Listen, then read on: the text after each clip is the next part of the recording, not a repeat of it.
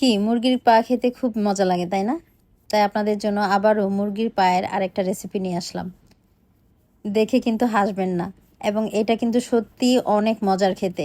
এবং Thailand, China এইসব দেশে মুরগির পায়ের এই সালাদ খুবই জনপ্রিয়। অনেক রেস্টুরেন্টে তো এটা মানুষ অর্ডার করে খেতে আসে। আপনারা জানলে অবাক হবেন, বাজারে মুরগির মাংসের থেকে মুরগির পায়ের দাম অনেক বেশি। তো এনিওয়ে আমি বাজার থেকে মুরগির পা নিয়ে এসেছি আবার। আর এগুলো কিন্তু হাড় ছাড়া, যে পায়ের যে উপরের যেই চামড়াটা সেটা, আর ভিতর থেকে পায়ের হাড় যেগুলো, ওগুলো কিন্তু বের করে ফেলা হয়েছে। আপনারা দেখে নিশ্চয়ই বুঝতে পারছেন। তো ভিতরে কিন্তু হাড় নেই, অল্প একটু একটু থাকলে হয়তো থাকতে পারে। তো এভাবেও কিন্তু থাইল্যান্ডের বাজারগুলোতে মুরগির পাটা বিক্রি করে, আর একেবারে ফ্রেশ করেই বিক্রি করে।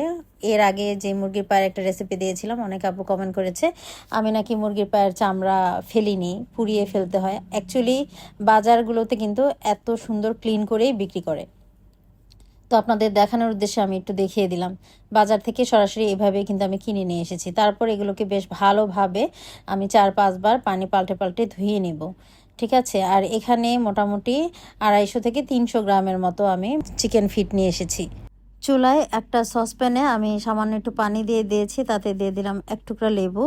পানিটাতে একটা বলক চলে আসা পর্যন্ত অপেক্ষা করছি। তো পানিতে বলক চলে আসলে পরে আমি এখানে মুরগির পাগুলো দিয়ে দিলাম। তো মুরগির পাগুলোকে এখন আমি বেশ ভালোভাবে সিদ্ধ করে নিব। আর এটা দেওয়ার আগে কিন্তু আমি মুরগির পাগুলোকে আবার বেশ ভালোভাবে ধুয়ে নিয়েছি। উপরের চামড়া কিন্তু ফেলাই আছে, আবার বলবেন না যেন উপরের চামড়া আমি ফেলিনি, ফেলেই কিন্তু বাজারগুলোতে বিক্রি করে। তো এনিওয়ে এইটাকে মোটামুটি 3-4 মিনিট আমি বয়েল করে নেব, খুব ভালোভাবে বয়েল করে নেব। আর যে দেখেন কত ময়লা বের হয়েছে। তো এটা বয়েল করে পানিটাকে আমি ফেলে দেব, ফেলে দিয়ে আবারও বেশ ভালোভাবে আমি ধুয়ে পরিষ্কার করে নেব মুরগির পাগুলো। তো আমি আপনাদের দেখানোর উদ্দেশ্যে একটু দেখিয়ে দিলাম। তো এগুলো বয়েল করা হয়ে গেছে। তো এগুলোকে আমি এখন একটি স্ট্রেনারে স্ট্রেন করে নেব। আর এখানে আমি যে আজকে যে রেসিপিটা বানাবো, এই রেসিপিটার জন্য আমি একটা মিশ্রণ তৈরি করে নিচ্ছি। এখানে 2 টেবিল চামচ মতো দিয়ে দিয়েছি কোকোনাট সুগার, আর 2 টেবিল চামচের থেকে একটু কম দিয়েছি ফিশ সস। এখানে 2টা মিডিয়াম সাইজের লেবু আমি কেটে নিয়েছি। এখন এই লেবু থেকে আমি লেবুর রসটা বের করে নেব। আমি এখানে পুরো 2টা লেবুই দিয়েছি।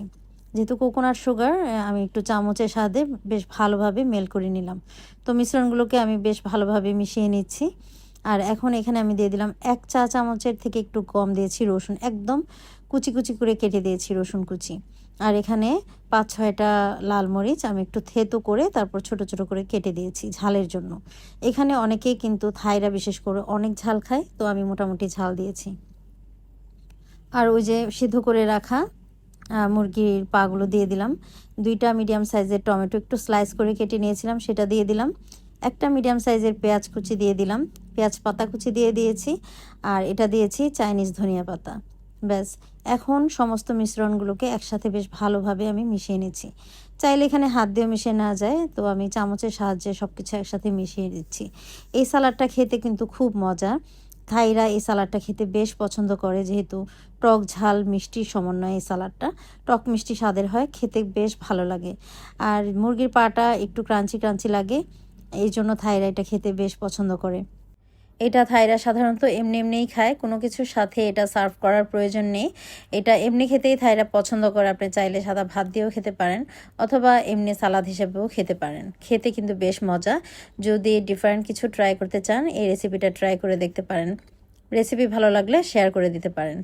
তো পরবর্তী রেসিপিতে আবার দেখা হবে। সবাই খুব ভালো থাকবেন। আল্লাহ হাফেজ।